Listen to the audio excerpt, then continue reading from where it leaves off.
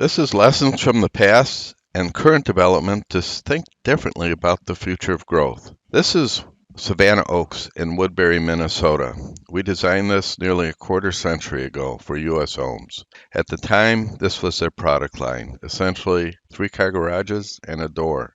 The developer, a national builder, wanted the same units in Stillwater, Minnesota. Stillwater had a regulatory limit of 40% of the home front being a garage. These units were 50-foot wide. When we presented the architecture at City Council, we were actually asked to leave the building. Afterwards, I sketched on a napkin in a restaurant how to get 3-car garages approved on a 50 by 50 pad using the intent of the ordinance, which means they want to see more facade than garage.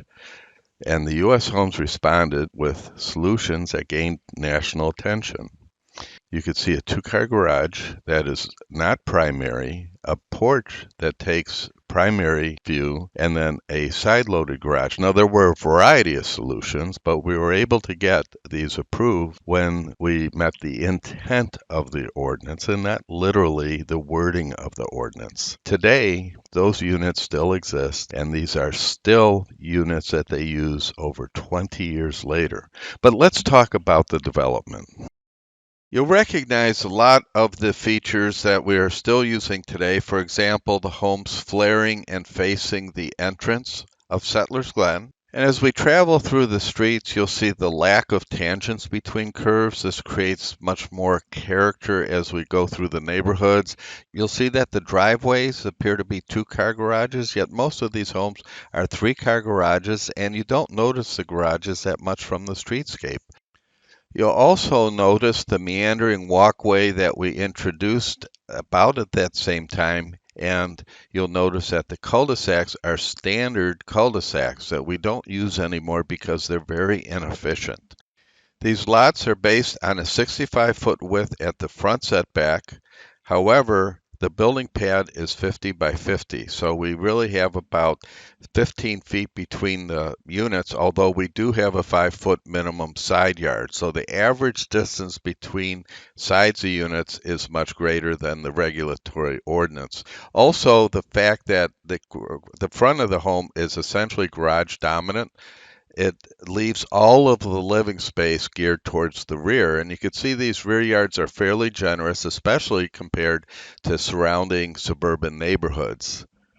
Another thing you'll notice is a few of these internal islands to the streetscape, and we added those because in Stillwater, that was kind of the attitude of the time, is to create these pavement features as a part of this new urban character that they were looking for in the development.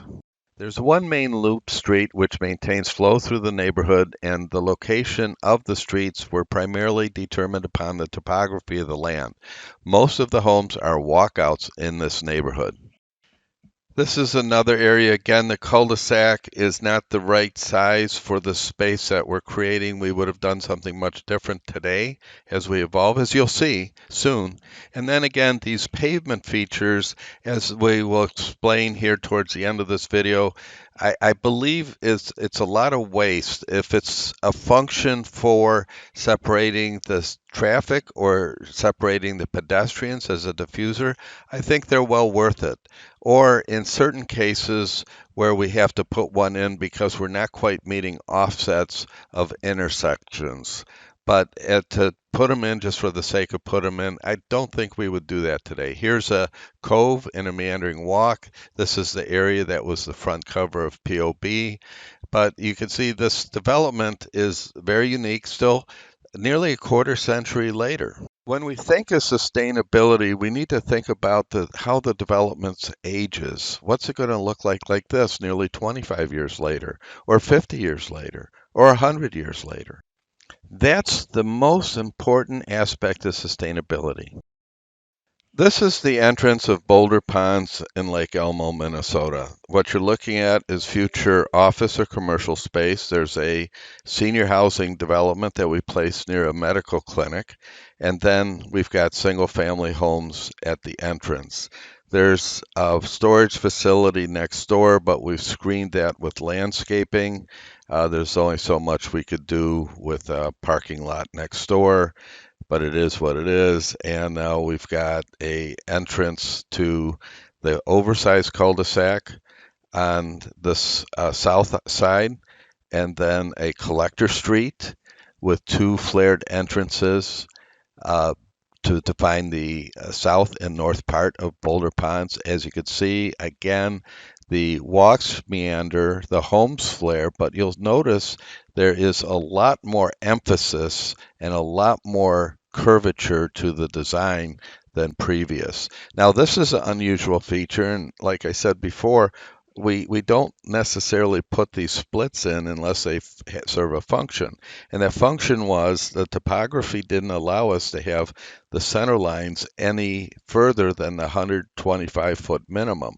So we had to be less than the 125-foot minimum, and we were able to make that intersection work by having that island and that split. And so that did serve a function. Now we've got the north entrance. Again, you could see the flare, a much more meandering of the sidewalk. These are very typical of housing units today. All the major builders have this product. They're about 40-foot wide by about 60, 65-foot deep. Some of them have three-car garages. Some of them are two-car garages. They're primarily an empty nest unit.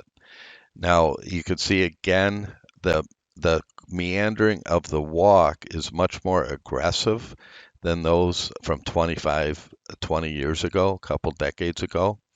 But you could also see the vast space in people's rear yards.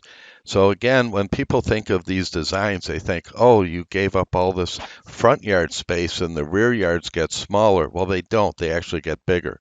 The idea is that we're building far less pavement, those larger cul-de-sacs.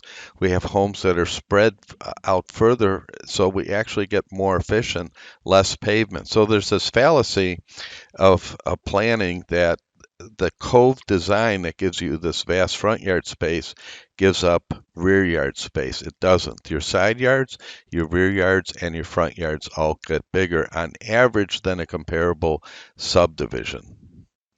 Here you could see this oversized cul-de-sacs, the walk that connects to it, and an enormous amount of homes along very, very little pavement.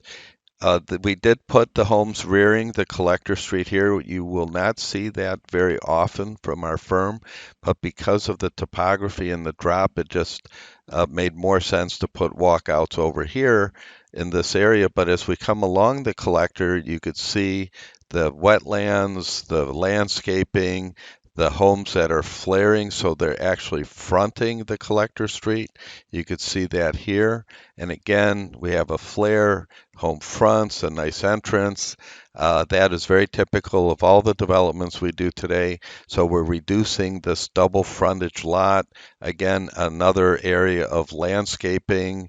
The homes are pulled back. And then you could see here another cul-de-sac, and then the homes flaring the collector street. Again, to present the homes better, the development better along the collector street, open it up, eliminate these double front lots that are so typical of suburbia, and eliminate looking at home rears along a collector street. And the last point I want to make is this is a neighborhood that is nearby Boulder Ponds. It's a competing unit. It's more of an upscale version of that empty nester unit. But when we look at this type of housing and this alternate plan, keep in mind that the major living space of all of these homes are in the backyard. It's only architectural shaping that we've used in Vieira and a few other developments that brings that narrow product living space to the front yard also. So when we look at these homes, they're definitely rear yard oriented, but this is a flatter site, so you have less walkouts like Boulder Ponds.